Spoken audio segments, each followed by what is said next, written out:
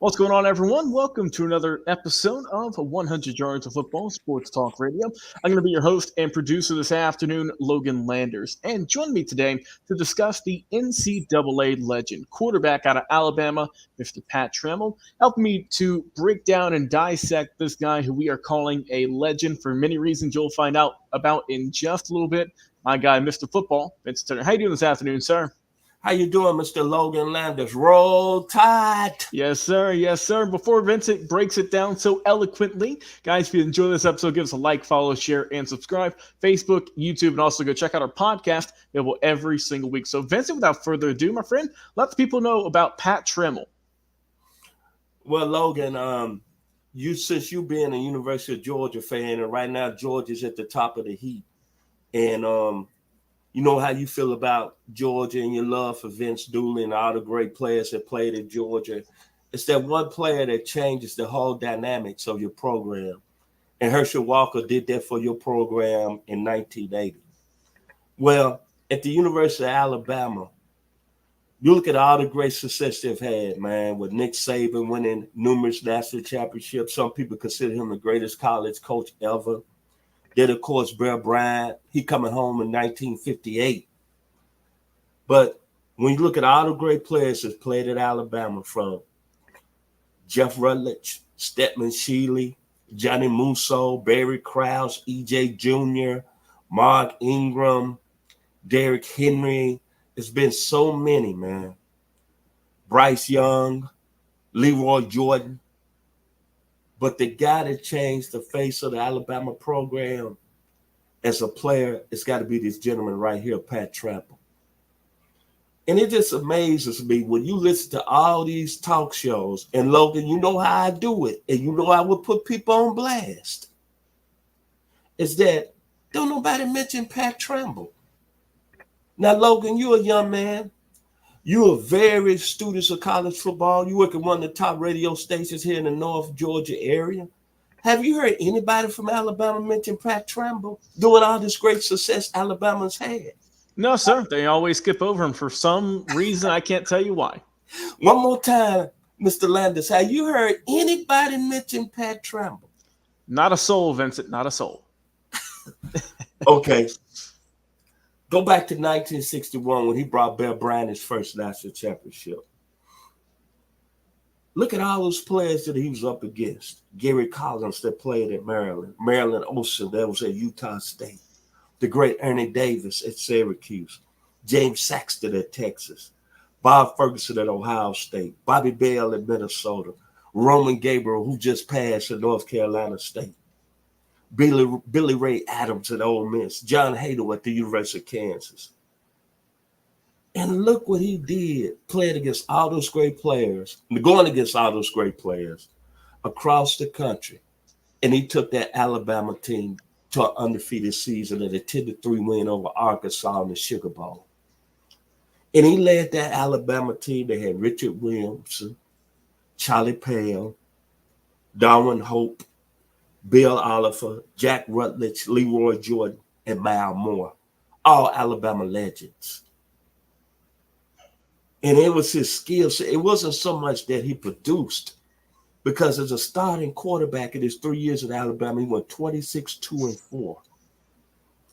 But it was his skill set, man. Smartness, A+. Always got the job done, A+. Made very few mistakes at the quarterback position, A+. Football IQ, A+. Intelligence, because he went on and became a doctor. Sixth sense as a quarterback, eyes in the back, A+. He always made things happen, A+. Toughness, A+ as a quarterback. Competitive as a quarterback, A+. Leadership, A+. Character, A+.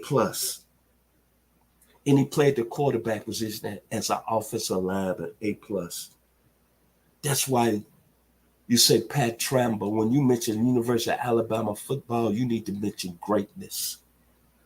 And he set the table at that position for some of the people that followed him.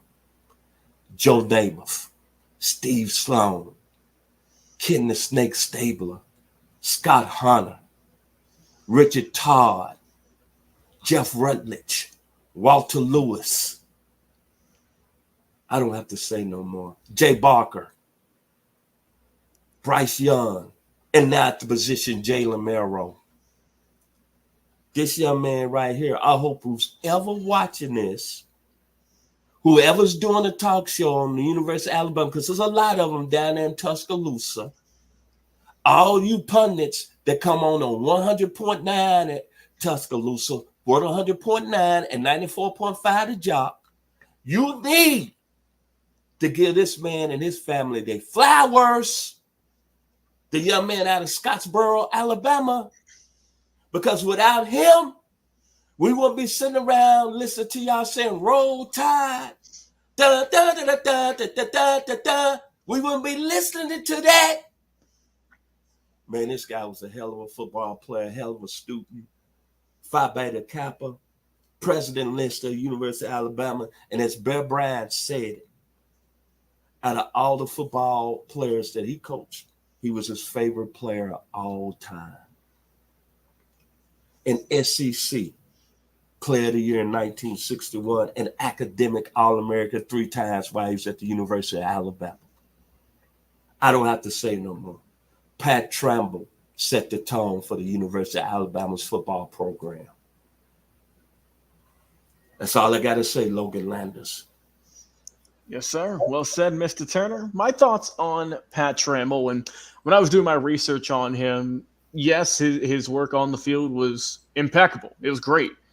And as you mentioned, he does not get nearly enough respect, admiration from a lot, and I mean a lot, of sports stations, radio, television, any form of media. But what I came away with after looking up Pat Trammell was, of course, his love for football, but his love for learning as well, Vincent. As you know, in 1970, Scottsboro High School began the Pat Trammell Award, which is what they give to the most outstanding scholar athlete of the year. Now, we know Mr. Trammell was a very, very smart man. Absolutely. And he was able to just accomplish so much on the field and in the classroom. I mean, coming away with, multiple awards for his smarts in the classroom and learning. I mean, he earned his MD from the Medical College of Alabama. He completed a residency dermatology as well, and was just a very smart guy. And you need that IQ, as you say, as a quarterback. I mean, you want your quarterback to be the smartest guy on the field, and this guy was by far. So love that for him, and how he's also amplified what college athletes are, and that's student athletes. Now, going back to his play on the field, as you mentioned, tremendous career. He set multiple career records at Alabama that stood for quite some time. He threw for 1,035 passing yards, a school record at that time. He also had a good record of 26-2-4 throughout his history. Became the winningest quarterback in their history at that time. Until that record, as you mentioned a name earlier, Jay Barker took that in the mid-'90s in '94. Another guy as well who took home that Pat Trammell Award. And Vincent, to this day, he still holds 2 records in Alabama history. In 133 pass attempts in 1960, only threw 2 interceptions. That's the lowest lowest interception percentage at 1.5% record there. And just a guy who was smart with the ball. As you mentioned, that 1961 season, that was his coming out party, right? Well, over 1,000 yards through the air, 8 touchdowns, only 2 INTs. Got done with his legs as well. I mean, he's a guy who's also just a really good athlete. In high school, of course, he was also named most valuable basketball player in Alabama as a high school senior. So he could have went on and played basketball if he very well wanted to.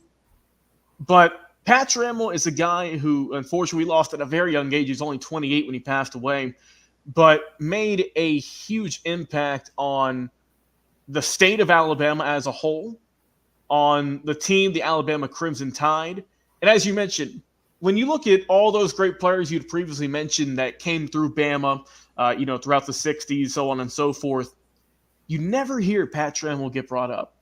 And I can't figure out why, when this guy was, in a sense, you could say the pioneer for that offense, for that team, for that dynasty that we knew in the early Alabama days with Bear Bryant and company. This guy was the catalyst for it. He was the nucleus.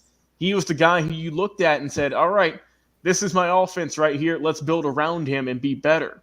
That's who Pat Trammell was as a player, and just a guy who got it done, like I mentioned. I can't stress it enough. Got it done in the classroom and on the field. Well respected by all of his peers as well. You never heard a bad word about him. All of his former teammates, coaches, professors, they all said great things about Pat Trammell. And it's just a shame, Vince, that we lost him at only 28, such a very young age, because I know he lived a great life for those 28 years. He made a big impact. And it's just a shame because I know he would have made a much, much bigger impact, unfortunately. But like I said, he was taken away at such a young age. But Pat Trammell, it was an honor looking up just what all he was about, learning about him, and talking about him here on the show today. Mr. Turner, your final words.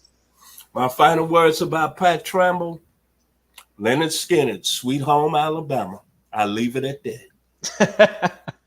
Yes, sir. Yes, sir. Well said. Well, guys, if you enjoyed this episode on Pat Trammell today, give us a like, follow, share, and subscribe. Facebook and YouTube, main two platforms there. But you can also go check out our podcast, thanks to the Believe Podcast Network. You can tune into it on Spotify, Apple Podcast, or wherever it is you enjoy listening to your shows. We are there every single week. For Mr. Football, Vincent Turner, I've been your host and producer, Logan Landers. Guys, enjoy your weekend, and we'll talk to you again on